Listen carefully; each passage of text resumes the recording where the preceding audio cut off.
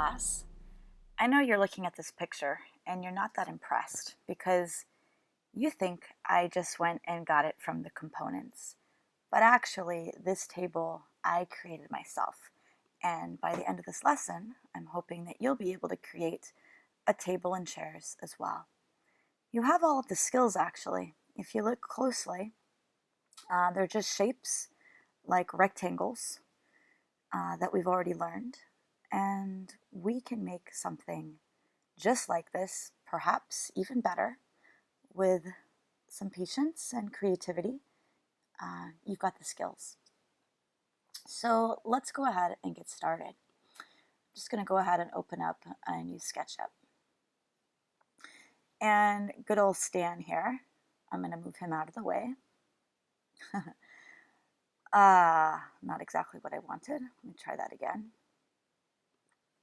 Okay, so it's good to have there because then I might make my table way too tiny or way too large. But I am going to be looking at the measurements while I create. First of all, let me create the table. I'm going to start here at the origin. That's very important for when you start making your own furniture. And I'm going to make my table 4 feet by, so put a comma, 3 feet. Note that I put an apostrophe, so 4 apostrophe comma 3 apostrophe. And now I need to give my table some thickness. So I'm going to go ahead and use the push-pull tool. And I'm going to decide to click once, and I've got to give it a direction, so I'm going to move up. I notice some students try to go into the distance box. You don't have to. As long as you click once and give it a direction by moving up, you can just let go of your mouse and type 6 in. Remember, if it's just a 6, it's automatically inches, so I don't have to type quotation marks, which usually means inches. And I'm going to press return. So there is the table top. Let's see. The next thing I need are table legs. I'm going to go ahead and get my rectangle tool again. I'm just going to draw the table like upside down, so the legs are going up into the air, and then I'll just flip the table around so it's in the right direction. All right, well, how big are the table legs? I think about, let me just start at the corner, go in. Obviously that's way too big table leg, but it just gives the direction, and it's going to be 3 inches, so no need for quote apostrophe or anything. So 3 comma 3, return. I'm going to do that for each of the table legs. I'm going to click once, give it a direction so it knows which way to draw it. 3 comma 3. Here as well. 3 comma 3. And sometimes it helps to zoom in, so I zoomed in a little bit. I'm going to click again, and 3 comma 3. So now I've got squares to represent where I'm going to put the table legs. Awesome. I'm making progress. All right, so here's my table. You might have guessed it. All I need to do now is pull up the table leg. So I'm going to go ahead and use the push-pull tool. And how big should a table be? Let's try 2.5 feet. So as you see, I put 2.5 with an apostrophe. Might be a little bit tall. I'm going to actually try that again and just try 2 feet and see what happens. 2 feet. Okay. I can always change this later on. If you remember the trick from the last video, if I just double click, it will make them all as long as the last one. Or the trick from the very first time we started using SketchUp, I could click once, go touch this table leg, and it'll also be the same size. So there I have it. I have a table. Looks pretty good actually. It's about the right size as a table. Upside down next to Stan. Well, in the last video, we also learned how to rotate it. And we're going to do the same thing right now. So I'm going to go ahead and select all the table. If I'm not careful, I would just select the top or the side. To select it all, if you remember from an earlier video, you're just going to triple click. So now it's all selected. And I'm going to go ahead and use the rotate tool, which of course the keyboard shortcut is a Q. Question is, how do I want to rotate it? Do I want to rotate it like this? No, I don't want to rotate it there. It's still upside down. I want to rotate it on the green or the red to get it flipped to the correct direction. But if I click here at the end and I rotate it, it's going to be up in the sky. Now we could always move it, but there's an easier way. So right now, if I rotate it, it's going to be floating. So that's not what I want. And if I click down here and I rotate it, it's either it's going to be way too low, like underneath stand. So that's not right either. I want to rotate it in the middle. So it just kind of turns over but stays still on the ground. So find the midpoint. Actually doesn't matter if it's the red or green. I'll show it to you right now. I click at the red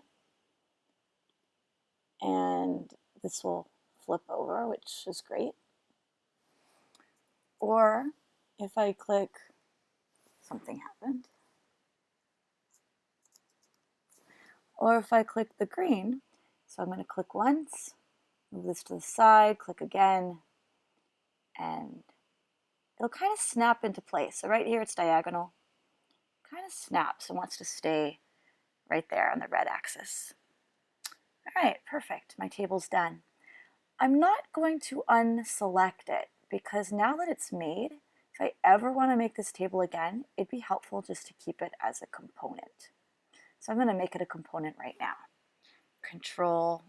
Use the select tool, Control click, make a component, and I'm just going to call this table.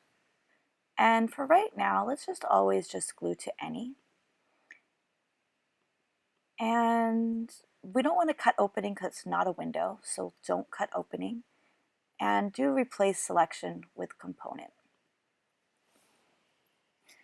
It's nice to keep it white while you're working with it, but of course you can change the color. Okay, now that I made a nice table, I think I'm just going to paint it at the end. So right now it's a generic white table. It makes it easy to change later. It's time to make chairs. Now, chairs are not that difficult. You could actually make a chair just like this table. All you'd have to do is make sure that you also had a back seat for the chair, so you can lean against it. Now for the chair, I'm actually going to give you a challenge of creating a chair on your own, now that you know how to make a table.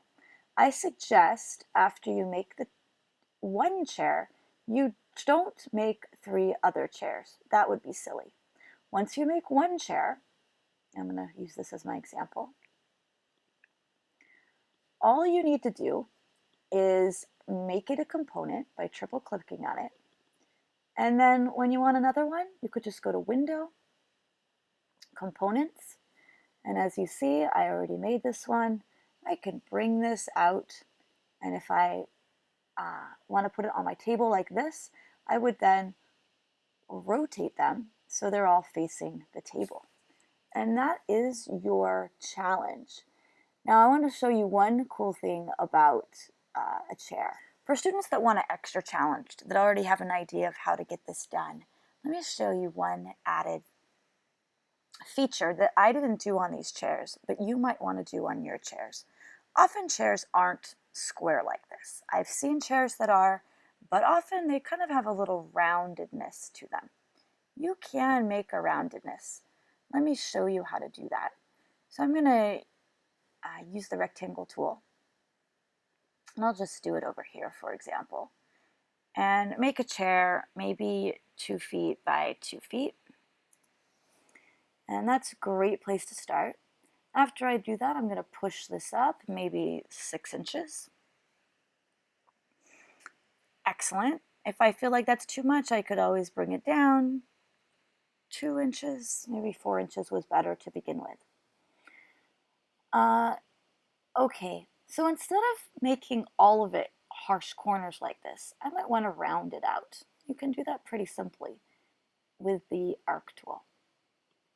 Make sure you're using the 2-point arc tool. And all you would do is draw an arc. I'm going to go ahead and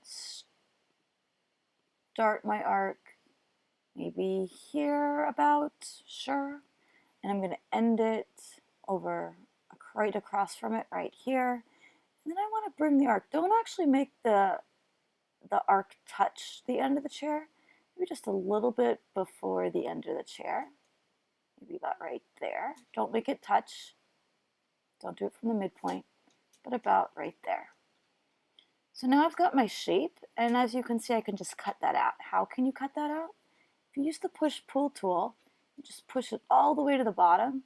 It makes this nice rounded area, which looks a little bit more of like where you sit with a chair.